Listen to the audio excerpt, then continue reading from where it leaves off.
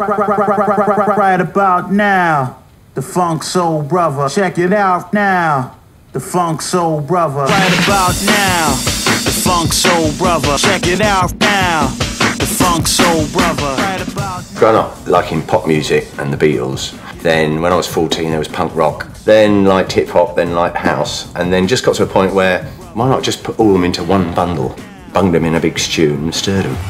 If I'm DJing, I want to make a record that if I played it, it would make them go nuts. Right about now, the Funk Soul Brother.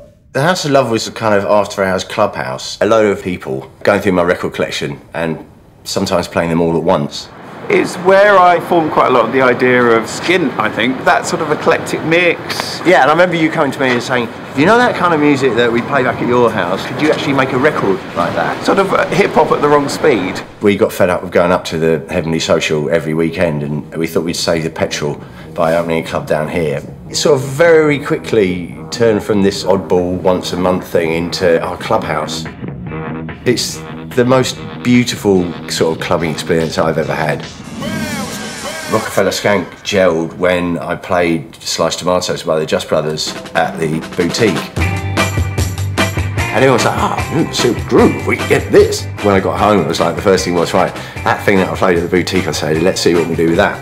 So it was quite direct and immediate, the response from the crowd way of making records. To be honest, this whole studio is a bit of a museum, but this is how I roll. This is how I learnt to make music. This, for me, was the most fun bit. Abuse of quite primitive electronic equipment. Actually getting involved with crate digging records. Basically, you're either looking for tunes that as a DJ you'll play that nobody else has got, or you're looking for samples. I catalogued every single breakbeat that I knew about with the BPM and in brackets how many copies I had, because you had to have 2 copies in those days. There was no samplers, so to DJ with them you needed 2 copies to maintain the break. This is the sign of a misspent crate diggers, beat collectors youth. Check it out right about now. It's the Funk Soul Brother, the Lord Finesse.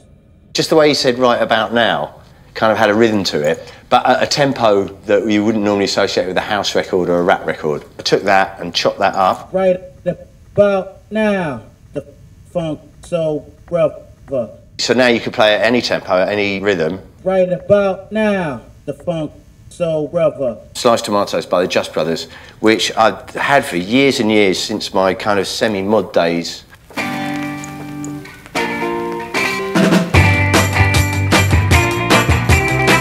By this point I'm thinking we're onto something here. We've got a hook and we've got a really good riff.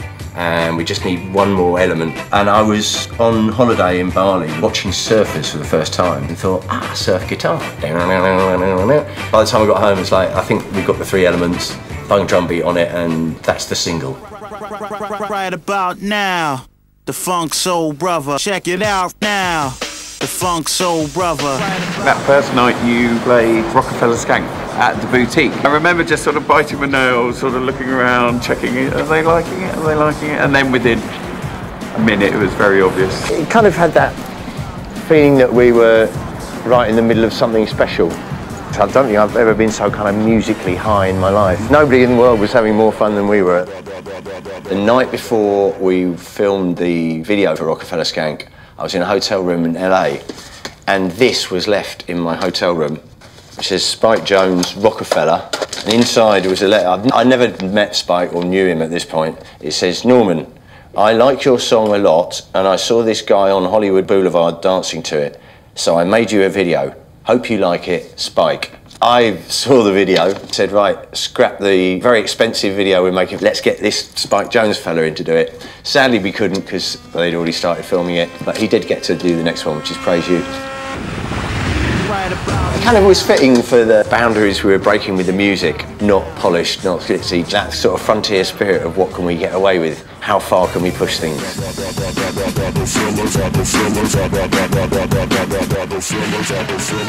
Kind of felt like we really properly nailed it this time. The formula was now in place and we knew exactly what we were doing, and it could be bigger than making records for one particular nightclub. It could be for the whole beach rather than a big boutique. I had put in those hours and I knew what the dancers wanted, and it worked beyond the DJ set.